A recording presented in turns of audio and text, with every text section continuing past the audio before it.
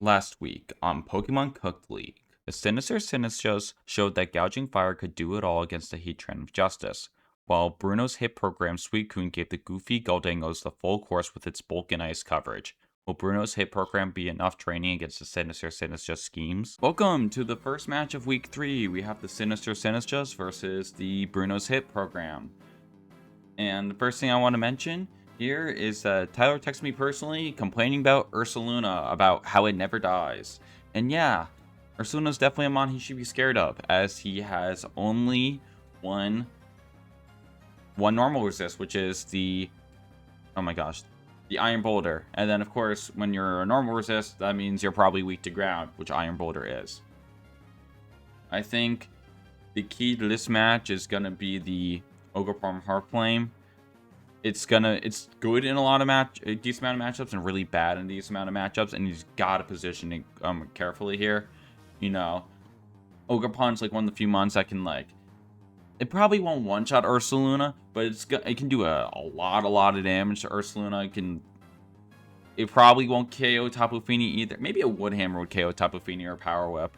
And then, you know, Sinistchas, it could threaten that, and also the Basculegion. But Basculegion is a little scary because just how much firepower it has, and it takes water attacks neutrally.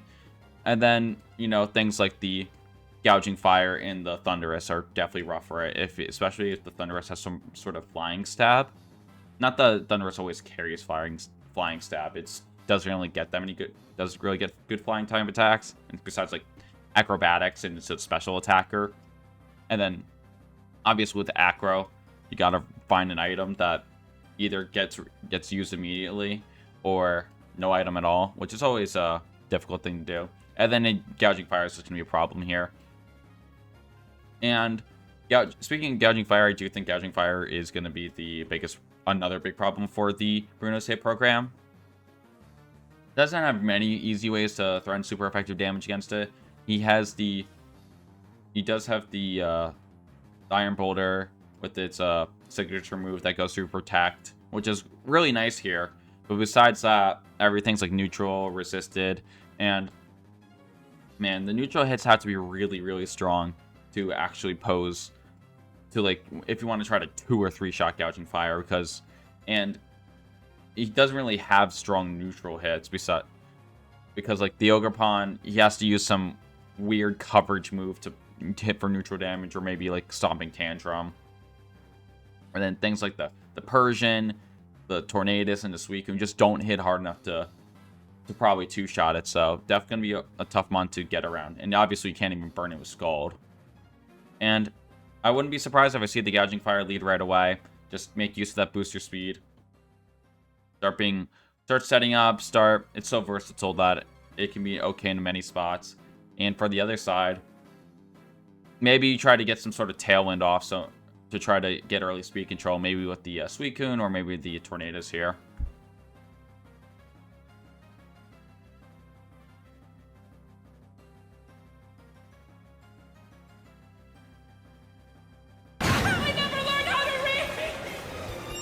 All right, of course, Jack not knowing what anything's happening. Yes, my two favorite nicknames is so. I'm sure it's something like Tyler is so sexy or something. Seeing the Sinistcha lead, it's definitely a little bit, not gonna say unusual, because of you get no hospitality here, so definitely not on my mind here. And you know, this is a good call from for Bruno's hit program. You see the double ghost type, and you bring out your dark type, so that's a small win here. Can't use fake out though, but can start clicking knockoff for respectable damage. And the Suicune, it doesn't look that great here, honestly. It's not really super threatened by Sinistcha, but it's also not doing much on its own, but by just clicking attacks. So if it has some setup support it can do, I can definitely see the uses of it there. But if not, it's just kind of being a little bit of dead weight. Or you can try to fish for Skull Burns against none of these mons, actually, besides Basculegion. You know, Ursaluna has Guts, so that's bad. Like, that burning does nothing. But at least you get decent damage off. Gouging Fire can't get burned, and the rest are our special attackers here.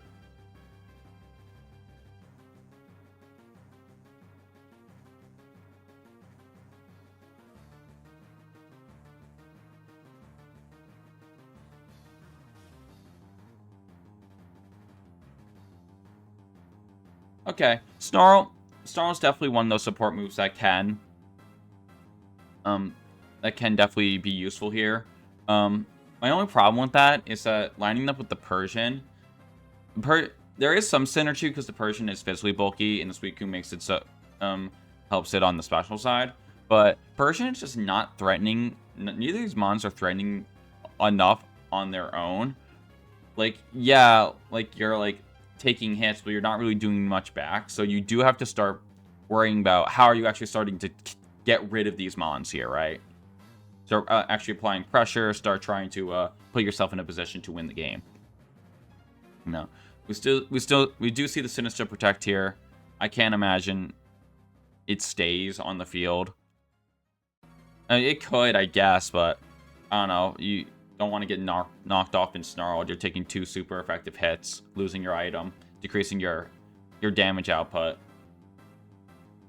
So like, and the Gouging Fire, assuming it's booster energy, can take the knockoff very well since you're not even going to get the knockoff power boost, and you don't even care about Snarl. So I expect something like the Gouging Fire to come in sooner rather than later.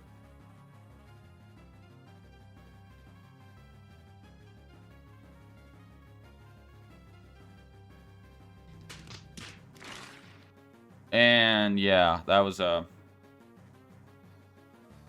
didn't bring it up last turn, but because it went into protect anyways. But yeah, you can you're kind of immune to status when Misty Terrain is up. So the that was that Thunder Wave, not great. Yeah, so the Persian goes down doing absolutely nothing, basically, and you got Ogerpon in. And then what do you do? Which is definitely something here. And then you can maybe get into Tornadus in to threaten flying type damage against the Sinastchas. That's one thing you could do. You can. That's probably your best option. You can maybe even set up Tailwind.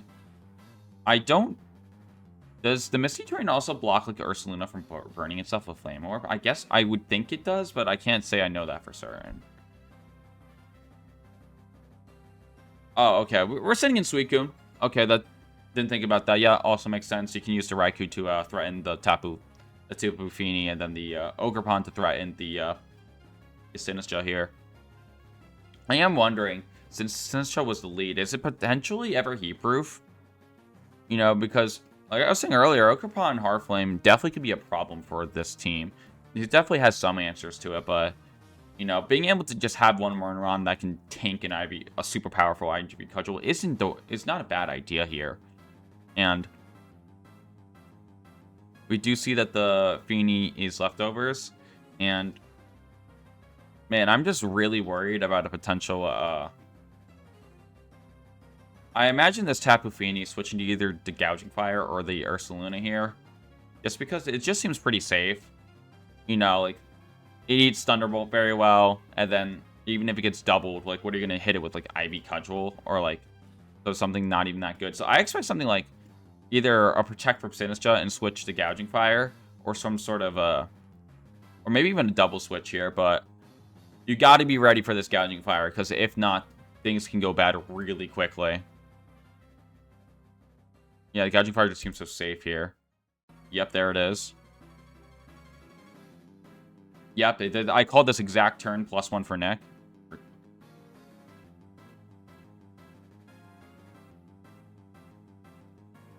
All right, and you know, with the gets the Ivy Cudgel gets protected, but the Volt Switch is a good mid ground here. Definitely a little bit risky because of the there was also potential Ursaluna switch in, but Ursaluna definitely is among that you want to keep as healthy as possible, especially when you don't have the obvious speed control up as of at least yet. So I like this play. I like that call a lot with the Volt Switch, especially because like it would have to be in order to get the Trick Room up, the Sinister could not have had to have actually clicked Trick Room, and then have to take a Ivy Cudgel, and that would not have been fun. So, you're either gonna die, or it's either gonna protect. Basically, Trick Room is just not getting up there. So, and then, like, next turn, you can try to start bullying the Ursaluna. So, very good call here. Gets the Tornadus in. And the Tornadus can start putting on some good pressure with flying type moves here. And you just gotta hope to land them, because you know those flying type special moves are never fun to click here. And if you can just land a Hurricane or two, the Gouging Fire can, you know, the Sinastchas can be in trouble, and the Gouging Fire can maybe with the chip damage you've done already, you can, like, get a 2-shot on it. And the Gouging Fire, and, like, it's just pretty safe to, if you want to click, like, Ivy Cudgel again into the Sinastchas slot, I don't see why not, you can't do that. Because, you know, Thunderous might be able to take an Ivy Cudgel plus Bleak Wind Storm, but not comfortably. Like, and especially if you get the crit on the Ivy Cudgel with it, with its increased crit chance, it could just, like, die before it even gets to do anything. So I don't mind doing something like that. I'm just gonna land your moves here. And what is this Gouging Fire actually doing this turn? That's a good question. Is it I don't know. I don't really. Maybe it's just clicking Breaking Swipe to start trying to yeah, it's probably clicking Breaking Swipe to help the Sinistchas or whatever switches in just live the attacks here. I think that's a fair call here. Like, maybe even just, like, Spiky Steel the Ogerpon, but, like, that doesn't really. I mean, it helps you not getting your attack decreased, but, like, then it slows down your progress, and then you also do chip damage, which is something. Breaking Swipe is contact, right?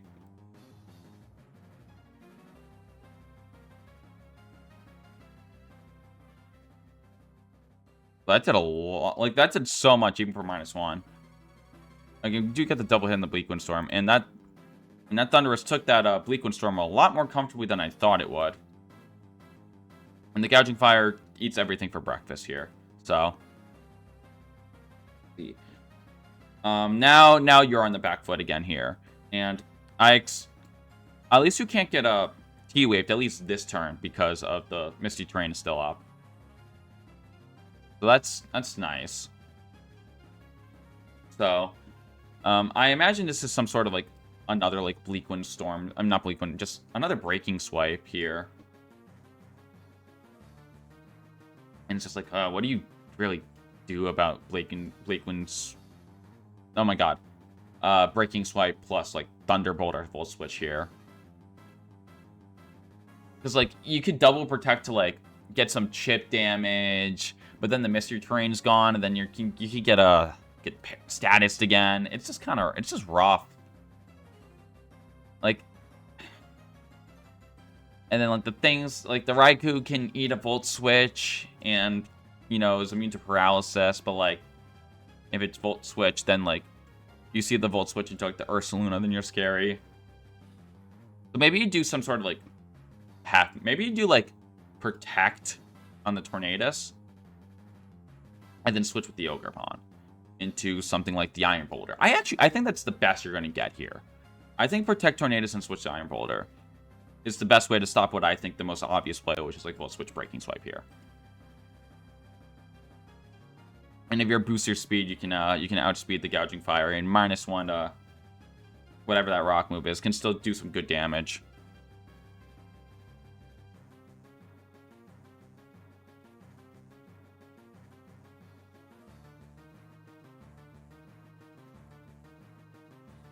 And just decides to stay in with the Ogerpon and gets another Ivy Cudgel off. No, I expected Breaking Swipe here. Was wrong about that. And the Gouge, you do some chip damage to yourself, which is definitely could matter, because the Bleak Wind Storm might be a roll to KO, especially if it's single target, it definitely KOs now. And you got some good damage off to on the Thunderous here. And the Thunderous is probably not. I mean, there's always the Thunder Wave, but, like, the Thunderous on its own is not the fastest mon on the field. It's the At least it's not faster than both the other mons. It's probably slower than Tornadus, I would guess, because probably has Prankster Thunderwave, so the speed is not nearly as important. But who knows? It could be like bulky Tornadus here and just like against Speedy Thunderous. So if the so this is definitely an interesting turn that will happen here.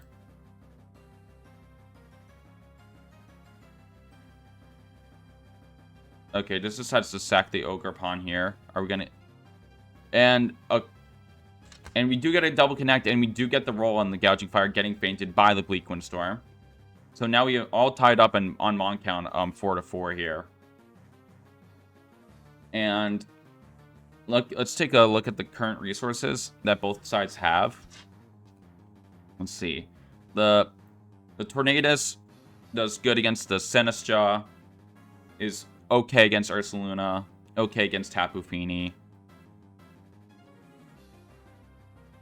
You know, just like I can't imagine the Sinastchas being sent out now. That doesn't, because against the what does it do against Tornadus? So it's gonna be the other two mons. I have to imagine it's Basket Legion is one of the two, just to do flip turn stuff. I'm gonna guess it's like, so you got to call out what the last one is. So maybe just send out Raikou here.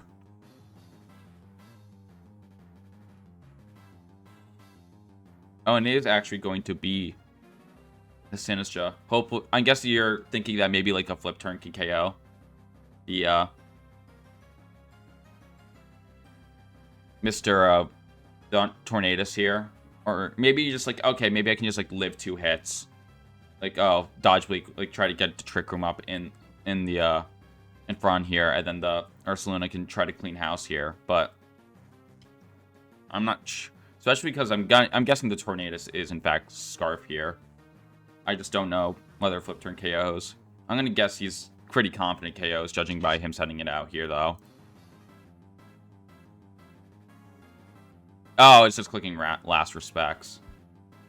And it is, and he clicks Trick Room here. Definitely something I was not ready for. And last respects is currently at 150 power. Is it disbanded? What is this? I don't know. But he's definitely gonna have to find a way to put some pressure on the Basket Legion here. And the passiveness of that Protect is really coming out to bite him, because, you know, if you got a T-Bolt off, then maybe you can maybe you KO it, or at least do good damage here. But probably wasn't thinking that Basket Legion was gonna be okay with taking a T-Bolt.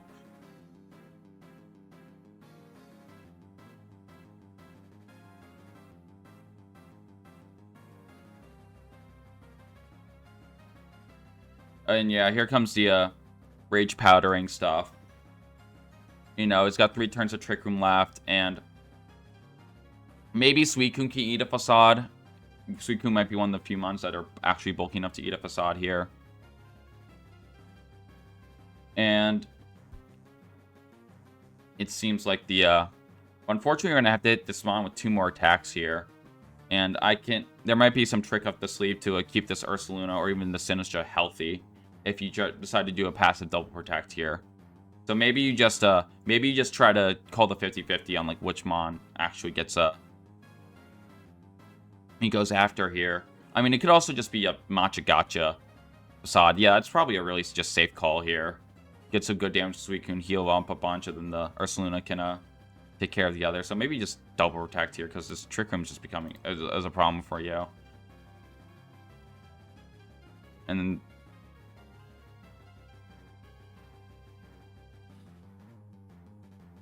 oh, we do get a Matcha Gotcha miss. That is pretty big here. And the Surf to cover up to try to play around the Rage Powder. Get some good damage on the Ursaluna here.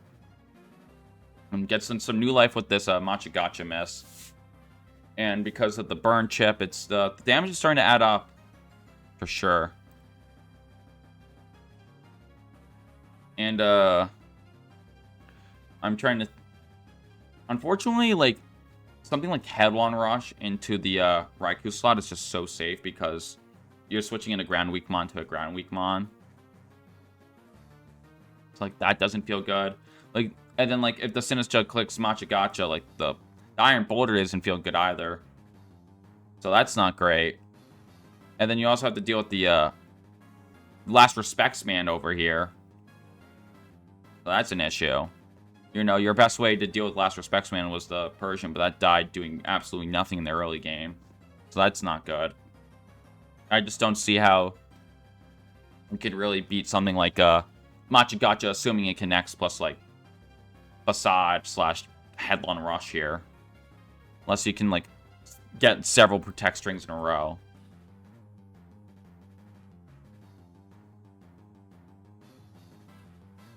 Machagacha does not miss this time, and yeah, I don't think the Iron Boulder ever gets here. Oh, it's not a booster energy, which is interesting. You know,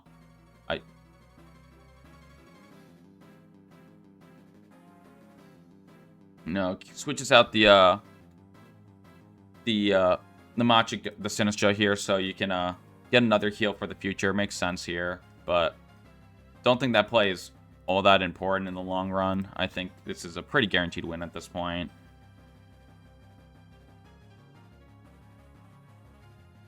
Yeah, because especially because it's not booster speed. Just if this is choice specs, choice Scarf Last Respects, nothing matters, and that's exactly what it is. So that's gonna be game. I felt like there were some good calls made on both sides here. You know, the Misty Terrain fumble was not it, obviously. You know, that terrain is definitely one that's kind of hard to forget, kind of hard to remember, because in Scarlet and Violet, you don't see Misty Terrain at all. You see all the other terrains. You see Psychic Terrain a good amount. You see Electric Terrain a lot. You see Grassy Terrain a lot. Just, this is one you forget about, which is understandable. But, you know, I felt the Volt Switch pivoting was good. I felt the, you know, there were some good half measures with, like, trying to punch the Gouging Fire, and then, you know, and, like, the choices that the Sinastchas made were just, like, so consistently, like, logical. Like, oh, yeah, like, even if he reads the Gouging Fire switch in, like, he's gonna not get that much mileage off of it. No, just some good fundamental Pokemon, but that's gonna do for me. I'll see you guys soon.